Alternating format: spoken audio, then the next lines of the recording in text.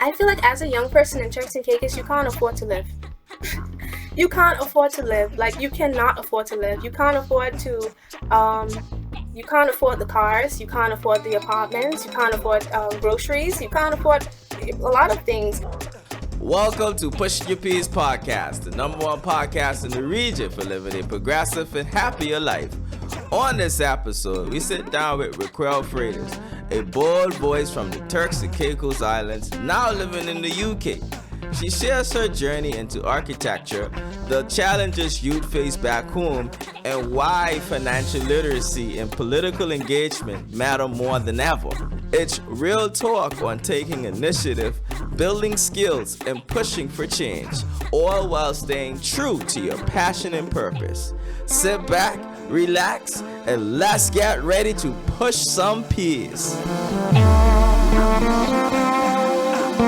Ladies and gentlemen, we have Raquel Freitas on Pushing Your Peers podcast. I am super excited to have Raquel on the show. I've been following Raquel's activism on Facebook for quite some time. Now and again, she pops up on my timeline. She is very outspoken, and I thought she would be the perfect guest to have on our show to talk about, one of the main things that impact young people, which is youth unemployment when they transition back to the Turks and Caicos. But before we dive into that, I'm interested to know, where did your love for architecture, start? It's okay. So, I feel like for a lot of people, the love for architecture starts from the love of art. And then usually people would tell you, to find a career. They were like, maybe you should get into architecture because that's a lot to do with drawing and designing and creating. And that's what led me there. Um, and then ever since I started doing it, also my sister, she wanted to be an interior designer, and I used to just follow everything my sister wanted to do. And at the time, when I was applying for schools, though I was studying building and construction, I knew I wanted to be in that field. I just wasn't sure if I wanted to be an architect or if I wanted to be an engineer, because I was just so interested in just seeing, like I said, development. But the reason why I pick architecture is more so because of my love for art and me wanting to be able to help people by creating, by, thinking of how I could help you with this space, not just by the layout of it, but the feel of it. So if that makes sense, that's what really led to me being in architecture. There's multiple things I just said, yeah, maybe this is something I can help people. So that's why I had an interest in it. Your love and desire to help people. So do you have qualifications in it? Do you have any sort of qualification in the field? So I have a bachelor's degree in interior design, and experience-wise, so I graduated in 2023 from Manchester Metropolitan. And then when I came home, I started the internship program, but it wasn't really successful for me, I admit. And while working there, I started applying for other jobs on island because I really wanted something engaging, something that put me to work. So I applied for another job, and I ended up working at Hassan Lightbourne with Elri Lightbourne and Saeed Hassan, and that was a really good opportunity. Though I worked there for a year, it was a really, really good opportunity for me, and it made me realize that maybe, yeah, I am good, but if I just take some time away and really focus, I could become better. And I think that also drove me to come back out here. You talked about your time spent in the national internship program, and you've had some shortcomings. Can you tell us a little bit more about that? Because there might be a minister or someone listening who would want to fine tune something within that actual program. So can you tell me what wasn't working for you when it came to that program? Okay. I just want to start off by saying I feel like what Honorable Taylor is doing with the program is such an amazing thing. But it's one thing to have an idea, but it's really hard to bring your ideas to life when it takes other minds to help you, if that makes sense. With the apprenticeship program, where it fails for me is I just felt like it wasn't progressive and they didn't necessarily understand what I studied. So I wasn't really in a position. I wasn't doing anything. That's how I was able to how I was able to apply for other jobs, because when I started working in the department that I worked at, I wasn't doing anything. I had a lot of idle time. I could have drawn. I was applying for jobs, writing new cover letters to people, and that's how I was able to start working at Hassan Lightbourne. So it's not that I feel like it's not a progressive program, but Mm. it takes it takes more than just her making the program. It takes the people who are part of the program to make sure that the young people who go into the office, they have something to do, and it actually is something that they're passionate about. Because there were people in the office who knew that I was passionate about it, but realistically, they didn't even have anything for me to do. It felt like they didn't prepare for me to even be there, and I left in a month. I was there for a month. So within that month span, after the first week, I was like, okay. The second week, I was like, Mommy, I can't work here. By the end of the week, I was applying for jobs. The next week, I was doing interviews. And then after I sent my email, I told them I didn't want to do it. But I just wanted to be very clear. I don't think it's not a good program. I just felt like it didn't work for me. So yeah. You shared something, and I'll share my time as a civil servant. They can't come for me because I am no longer a civil servant. But it's something that it brought back a memory when some interns came inside my old department, and it's something that we don't really prep for. Like our department is not preparing for any internship program or anything like that. So yes, you are right. When you bring these interns into a government department, it's like, well, throw them some mail, just let them file some cabinets, or do sort out some paperwork that we've been trying to, but we don't prepare for it. So I think from a departmental level, if internships is going to be a thing that we do every summer, then there has to be some sort of plan within each department. Mhm. So yeah, we do drop the government departments do drop the ball on that, and it's something that you know they should look into moving forward. Mhm. Yeah. So thank you so much for sharing that. So at what point did you transition back home? So hmm, I came back home August of 2023. Like, I didn't start working until September because that's when the internship started. But when I came back home, it mostly was the internship. And then I realized the internship wasn't doing anything. And then ever since the whole time I was home, I worked the architecture job that I was an architectural assistant. So most of the time back home was focusing on that goal. And then I think another deterrent for like why I left home was how hard it was to develop yourself home. So it's not really much to say about home besides my job, because I feel like outside of that, yeah, I had my hobbies, but it's really hard to fund hobbies back home, especially if the materials and things you need, you have to bring in, you know maybe even it's really hard also to find creators back home. And now that I post, I'm starting to find my crew, you know but it's really, really hard to do a lot of things back home as a young person. When you have a passion for something, it's really hard to find a community, and it's really hard to find people who understand you. You asked me earlier if I ever watched any of the episodes, and I did. I watched the episode with Ashley, and that was the episode that really stuck with me, because you could tell he's a young man who has passion, and his passion isn't something that's common back home. And he said something in the interview that really, it hurt me for him, because he said that someone told him he needs to have realistic dreams. And it's very common to hear people tell you things like that back home. They would be like, "Oh, you want to be an artist, you want to be this, you want to be that, you're always doing stuff, you don't get tired, I'm not you. I'm not you." And I feel like with Ashley, if I was there, I would have told him that he's not you. He's not you. You cannot tell him what his dreams are, what his goals, what his limit is. You don't know that. And then to tell him that, you could tell even in the interview, it left a mark. And it's a lot of that back home. And as a young person who wants to grow, for now, I had to come out of it. There's a lot of elements that led to me leaving for a while. You said something, and I have to touch on this because If I don't, then I will be biased in this interview, in the sense that you're now starting to find your tribe, that you're now sharing or being candid about your experiences, your personality, your development.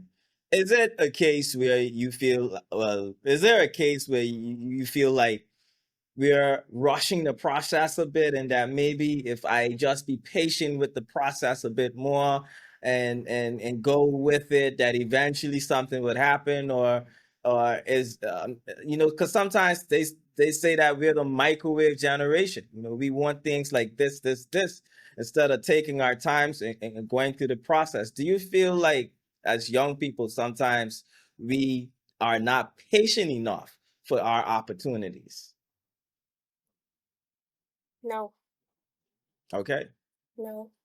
Like, I don't know how to fully answer that question, but I don't agree that young people, rush their opportunities. I think that we take initiative, and there's a lot of passion, and there's a lot of energy, and there's a lot of drive behind a lot of things that we do. So with older people, like, they would understand, to take your pace. But I feel like for me, when I'm passionate about something, when I want something, nobody could stop me. Nobody could stop me. If I feel like if you try to slow me down in my way, you're now an obstacle. I need to remove you. It could be a friend, it could be anybody. I need to remove you because I need to focus on what I focus on. So, do I think that? No, no. I think you know what you need to do, and your drive. You. Even it don't matter if it's 2 o'clock. It don't matter if it's 10:47. If I want to do something, I'm going to get up and do it because that's what I want to do. Amazing. Thank you for sharing that. I side with you with that. I think we are living in a time, especially for young people, where we don't have to wait for a seat at the table. Mm-hmm. I mean, look, we keep talking about the seat at the table, seat, and I think that's just an old way of thinking that Mm-hmm. we have to have a seat at the table. Mm-hmm. We can build our own table. I feel like we've been blessed this generation with platforms like YouTube and Instagram, Facebook, TikTok. Skillshare, Udemy. We can literally craft our own careers without stepping foot on a university campus right now. And that's just being self-disciplined, because if you're going to be a self-learner, you have to have some level of self-discipline. So I feel like I understand where that confidence comes from, in the sense that, listen, I have all this around me. What I got to wait for? Mm-hmm. I can go and build this. I can go and market this. So, I side with you on that. But let's go back to you and Turks and Caicos. I mean, you spent some time here and things weren't working for you. What was your mindset heading back to the UK? Because for others, it could be frustrating. I want you to walk us through when you decided that, okay, things ain't working for me here. It's time for me to move to the UK again. I feel like as a young person in Turks and Caicos, you can't afford to live. You can't afford to live. Like, you cannot afford to live. You can't afford to um you can't afford the cars, you can't afford the apartments, you can't afford groceries, you can't afford a lot of things. Everything is just so expensive that you spending so much money to live that you can't live. Like, you can't enjoy, you can't find things to do. And I feel like that's why you see so much idleness, because there's nothing to really do. And then you have to focus on living so much that you're just looking for some form of joy, some sort of quick release. So I think for me, I don't like stress. I don't I so I had to think of how could I put myself in a better position as a young woman? I have goals. I know where I want to see myself. And I felt like being home was just hindering me. I was stressed about finding an apartment. I'm sure you've seen my posts about the apartments. I'm always talking about that. And it just is like, I can't live here. I can't grow here. I can't do anything here. I cannot. I cannot. And it just led me to say, let me go somewhere else for now. Because I don't want for people to take this interview and say, you know what? I can be just like this girl and I can go to the UK. The UK is not my home. Turks and Caicos is my home. And that's something I understand completely. I feel like I am worth so much that I wouldn't give my worth to another country. I would give my birth back to Turks and Caicos. So me coming out here is because I knew I wanted to develop myself as a person, and a lot of my goals are rooted in Turks and Caicos. So if I stay out here sharpen my blade, when I get back home, I'm slicing through everything. Like I am not. I just. Hmm. I would like to talk about because I brought up the renting thing and how bad it was a problem for me. I just wanted to share how I actually feel about like that topic as a young person, because a lot of my posts, it would seem as though I don't understand the mindset of a landlord, or why these prices are high, or what are all the things affecting the prices. I do. And a lot of times people, when I say these things, they expect me to be ignorant or not aware of what is going on or what is affecting the price of things. My thing is, yeah, I understand that, you know, a lot of landlords, they don't have, good protection when it comes to people damaging their stuff, so they feel as though, I have to charge a little bit higher, because if you damage it, 2 to 1, you're not going to get the money, because I don't have too much people backing me. I don't have a lot of rights or laws that defend me as a landlord. And that's something I completely understand. And also, I've spoken to people who even told me that, bringing in materials is a lot of money. So if I build something, I want to see my return, and I respect that. But as a young person, I can't afford it. Like, I understand what you're saying, but it's still affecting me. And I feel like for the government, I do understand as a young person that this is a hard issue to tackle. But as a young person, I know this issue didn't just come around. And I also know that it's not going to be fixed overnight. That's why I also left the Turks and Caicos, because it's going to take a very, very long while for them to really dissect this and see how they could make it better. How can we fix this? Because it's not just building apartments. It's not just putting people in houses or making sure people have a bed. No, it's more, you're building a community. You're building a society. You have to think about, who you're putting in these areas, who want to live in these areas, why are they living in these areas? Do they work in this area? Are there schools in these areas? Is this a family community? Do you usually see this type of people? It's a lot of things, and I do understand that. But the government needs to understand as well that it's really, really hard for young people. So, though we understand those factors, it's really, really hard for us. Like, it's really hard. So, something needs to happen. Even if it isn't long term, or if it's just something for now to just alleviate it, and then they may bring it back. But something needs to happen. And another thing I wanted to bring about it when it comes to this issue, I really don't want this to be an issue that our government allows somebody else to resolve for us, because the cost of living is something that is a global issue. It isn't something that's just restricted to Turks and Caicos. Even in the UK, it's an issue. It's a global issue. So I don't feel like anybody globally has the answer, because even if you see countries where they're inviting people in, they still have a problem in their country when it comes to, they maybe don't have enough people working. That's why they have a cheaper way for you to live, because they don't have enough people working, so they need people to come in. And everybody is having their own problems. I just would like for this problem to be a problem that we resolve on our own, because a lot of the times as a young person, when I see the government bringing other people to do something, we get exploited. And I feel like we can't allow somebody to exploit us when it comes to this. So if a government official was to listen to this, I just want them to understand that I do understand what you mean, and I do understand how hard it can be, but I still need you to do something. Unfortunately, that is the role you choose to take up. You still have to do something. So yeah. But I want to, Gandhi says we have to be the change that we want to see. Mm-hmm. So what can we as young people in your position do to kind of change things? I know you're an advocate, but what should we be doing as young people who have gone through what you've gone through and want to see systemic change?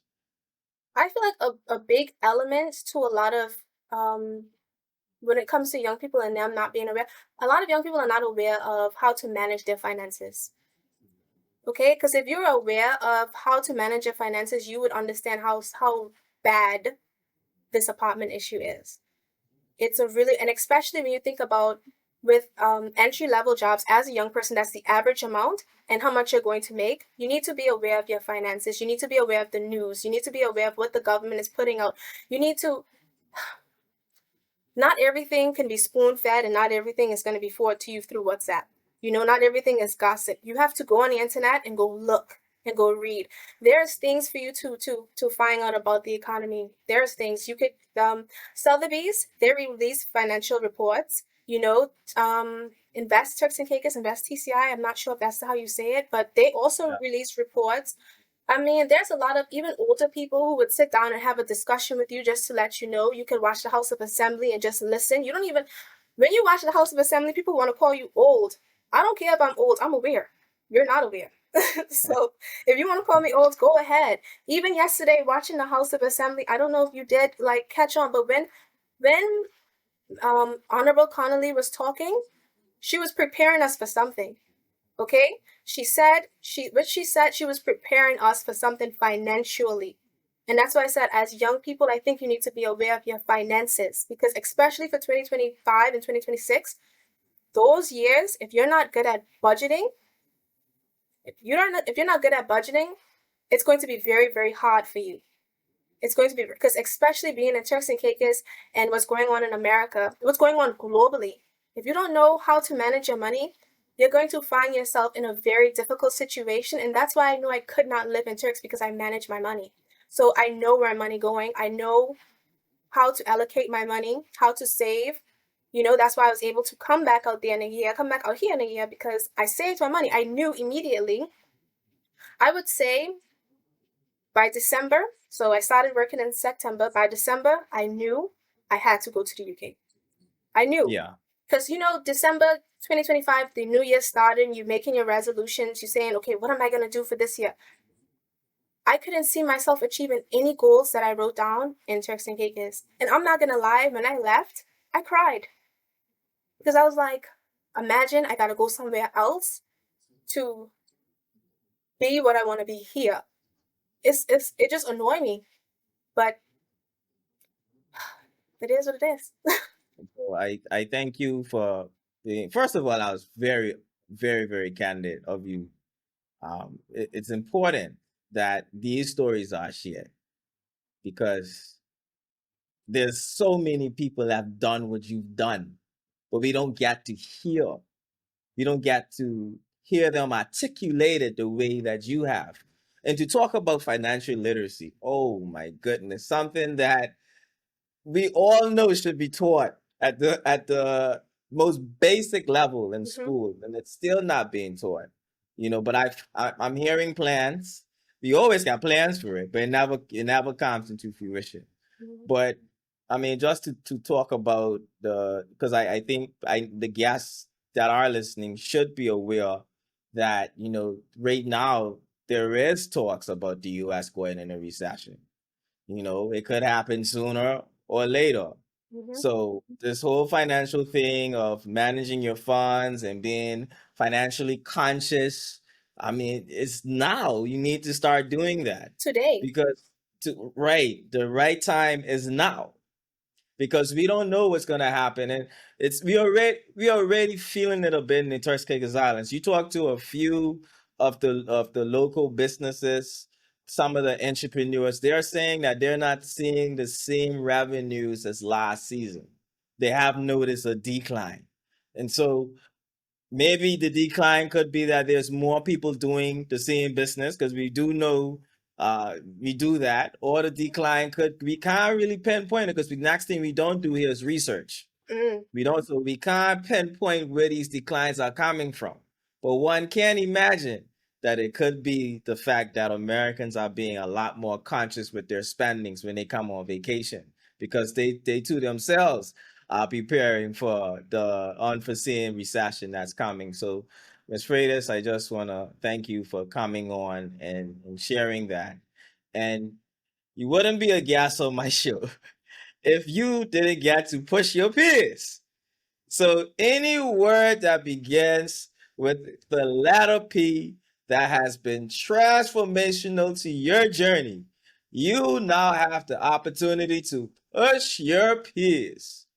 Okay, so I couldn't wait for this moment in the show. Like I had several words to say. I couldn't wait. So I don't know do I have a one word limit because I have words written down. You have push your peers. Okay, so my first word is passion. I feel like it's very important to be passionate. Okay, my other word is power. I think it's very important to understand that the power is in your hands. The power is within you. You have the power to do whatever. Okay. Um, Another word that I wrote down was patience, because like you said, even though I may get up and do things and take my own initiative, I still understand that it's important to be patient because things take time. So, and Yeah. my final word is pride. I feel like a lot of what's going on in Turks and Caicos is because we don't have pride. And I want for young Turks and Caicos Islanders to understand that you need to be proud of being a Turks and Caicos Islander. You need to understand the importance of pride and being proud of who you are and being a Turks and Caicos Islander. So yeah, that's my four words: passion, power, patience, and pride. Amazing, amazing. Thank you so much. Now, we still have a few more questions to go through. You know, Raquel, like I said earlier, there have been a lot of people in your shoes who's gone over to the UK, came back home, and some people don't have the finances to retransition back to the UK. So, what should the government now be doing to change things for person? Because you're sending us off to school, we're getting the education, but then we're coming back here and we're feeling like misfits, or the system is not working for us. What more can the government do? They have an internship program, we know this, but what more can the government do to support young people and help them to stay home and they get home? Hmm.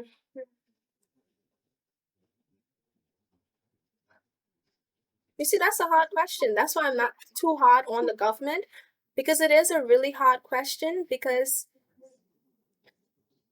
to have recreational activities, to say, okay, let's start opening up a pool area or something for people to bowling, go karting, movies. That's You're not, more of a cause that's more a private sector thing though, mm, not really government. I don't really know what the government could do. You I don't feel know. like right now, how Turks and Caicos Islands is as a country,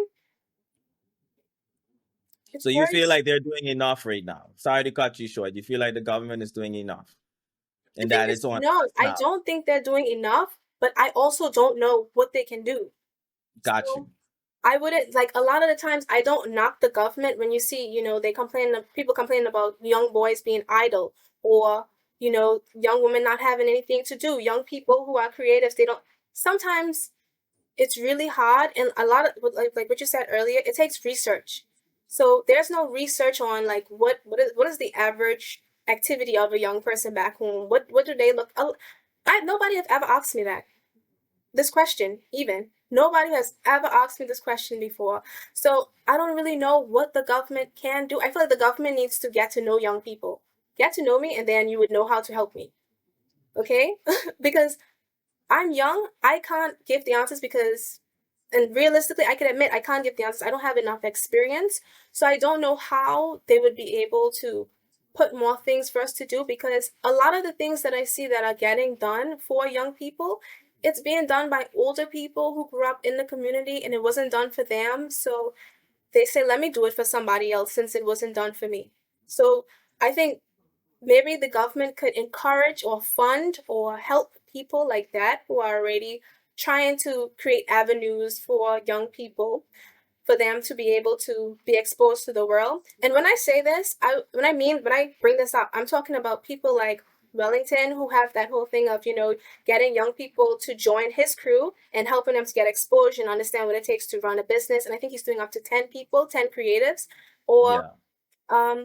Mr. Courtney Missick, where he has the TCI top model. That is something you're giving young people exposure, and it's rare to see something like that, where you create an avenue not just for young women to model, but for young men to also model.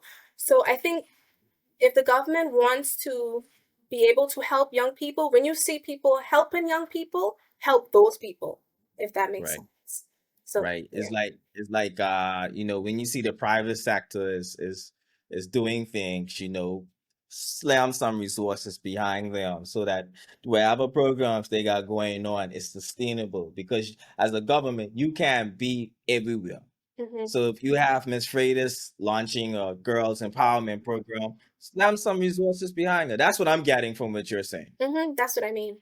Yeah. Because I think not just fund it, but really get to sit down and understand and document and maybe file even some of the things that these people are doing, just so you can have a record. Because even if somebody wants to pick up from that and now, let's say, God forbid, the person isn't alive anymore or they aren't the resources and something happens and that person may leave the country, at least you, as the government, you knew someone was doing it before. And if you see someone else starting it up, you could tell them, well, when this person was doing it, we helped them to do this. And this was something that they were looking towards doing.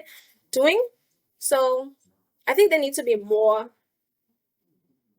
part of things more, if that makes sense. Document things more, keep a record of things more. So when you look back at it, you could be like, okay, well, this person was doing this. I genuinely, it's a very No, you're doing hard answer. It's a very you're hard doing answer to give. you're doing well. And if to wrap it up, I remember when Honorable Charlene had a youth type of forum event. It was one off, and she invited. I think it could have been close to nearly 50 of the country's most influential young people, along with others. Right? We all sat down in this beaches ballroom, and we all let it out. And that night, I mean, it was very powerful because we got an opportunity to talk directly to the premier about our issues, our problems. And it didn't continue that sort of forum, but I mean, hearing what you're saying, I think that they should continue with forums like that engage young people, that give us an opportunity to talk with our leaders about our social issues so that we can be heard. So, that came to mind while you were speaking. Can I ask you a question? Because I've been in rooms with, politicians or, the premier. Do you think after you had that conversation, did you see any change? I think the awareness is there, and you want to put it on racket about the issues. Change takes time, Mm-hmm. especially when you talk about government. Mm-hmm. Now I can't remember all the issues we spoke about that night. Hence, I can't really answer your question as to if the change had happened, right? But the event documented that we've had this discussion was how have with you. So now we can hold you accountable Yeah. moving forward, right? So the awareness plus the accountability component as young people, so that when we line up to the polls now, we would have had this conversation because you're aware now, you ain't got an excuse. Mm-hmm. And now we will hold you accountable when we mark that axe. So that's I if that change did not happen, in the next couple of years, you now have the opportunity now to change out the person who did not bring about the change that you made them aware of. Mm-hmm. Hence, it's important for young people to also be a part and involved in the voting process. Because if you have one particular politician that's listening to you and they're not bringing about that change, you can change that by going to the polls. Mm-hmm. But we've seen for the past two elections, and oh Lord, I take it over this podcast. I'm supposed to do this, but we've seen for the past two elections a low voters turnout amongst young people. Mm-hmm. Two consecutive political terms, elections. There've been a decline in youth turnout, and so something has to be done to curb that, and the politicians need to look into that because the young people ain't checking from how they used to check from anymore. Mm-hmm. I'm just going to say that I am not a registered voter. And as a young person, I'm not going to lie to you. You're going to regret not registering to vote, because I regret not voting. I wish I voted, because if I voted, like you said, I would be more confident with holding people accountable, because I voted for you. So I just want anyone who's listening to this who plans to go in government, the next elections I will be voting. I plan to. So just know I will give my opinions, and I expect you to live up to my expectations. So I regret voting this year. I'm not gonna lie to you. I regret Not voting. voting. I wish I did, and I feel like all young people should be aware, and you should vote. You should vote. Go and vote. I know it looked exhausting because you see the people outside. It looks so exhausting. No, it wasn't. Actually, this was probably the best I've ever seen voting ever in my voting career. Like, it was in and out because now they have the electronic machines. So usually you go there and you waiting 3 hours. Man, I was out that place in like less than an hour. I was like, man, I wish they had this. So it's crazy because now the process of voting is faster, but you're still seeing a decline in voters turnout. There was a 4% dip in voters turnout this election compared to last election. So 4% less. And we ain't got much people on the voters list. So 4% is a lot of people that did not decide to show up again to the polls. And so we have to do something in regards to engaging our fellow Turks, Caicos Islanders and educating them and getting them involved with the political process and why it's important. But Ms. Freitas, thank you so much for coming on. I have one more question and we can call this thing a wrap. And you wouldn't be a guest on my show also if you didn't get to answer. And you probably know what's coming. That spinoff question, right? So let me know when you're ready. It's a spin-off question, something off the wall. You ready? Mm-hmm. If you could communicate with one insect, which would it be, and what burning question would you ask? Hmm. Where did you even find this question? Man, this me. If I could be any insect, Mhm.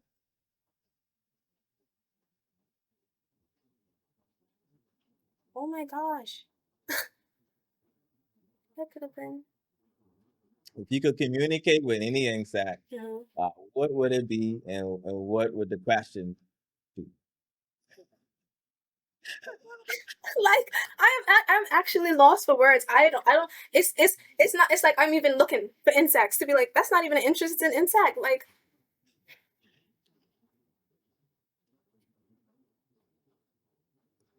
hmm, maybe a praying mantis. And ask it Okay. why. Why would it? Why does it engage in cannibalism? Why does it eat the other one's head off while mating? I think that's something that they do. Why? Because it's so weird. You always see videos of them always eating other insects. They're very aggressive insects. So I would just ask them a question, like questions about why are you so hostile? So yeah, I think that's my answer to that random question. An interesting name for an insect too that always attacking others, the praying mantis. Mm-hmm. It's doing the opposite of that. When you asked a question like this to Sam Wellington, and it was about is ketchup a sauce or you asked me the question. I was like, of course it's a sauce. I was like, you asked me my question, I'm gonna answer this. So the moment you asked me the question, I went blank. Mhm. Yeah, yeah, um, yeah, man. That's the beauty of coming on here. Getting people to open up and share different perspectives. You know what I mean? It's important. So of course, Raquel, any final words before we close out? You have a business you want to promote, please plug it in. um, Anything that you would like to share? so I know you put the Instagrams at the bottom. Please follow me on Instagram and you will know a lot about me. That's all I want to plug. I just want to plug my Instagram. Just follow me on Instagram and trust me, you will not be disappointed. I'm a very interesting person. Not to speak to, but follow my Instagram and just watch me. Like that's all you have to do. Watch and like and support, and I won't disappoint. So yeah. Ladies and gentlemen, Raquel Freitas, an artist, a sales expert in training, because she knows a lot about financial literacy. As you can see, she's well calculated, a lover of her country, because if you're sitting down listening to the House of Assembly, you must love the Turks and Caicos Islands. Okay, a lover of her country. It has been a pleasure having you on Pushing Your Peers podcast, and I will see you next week.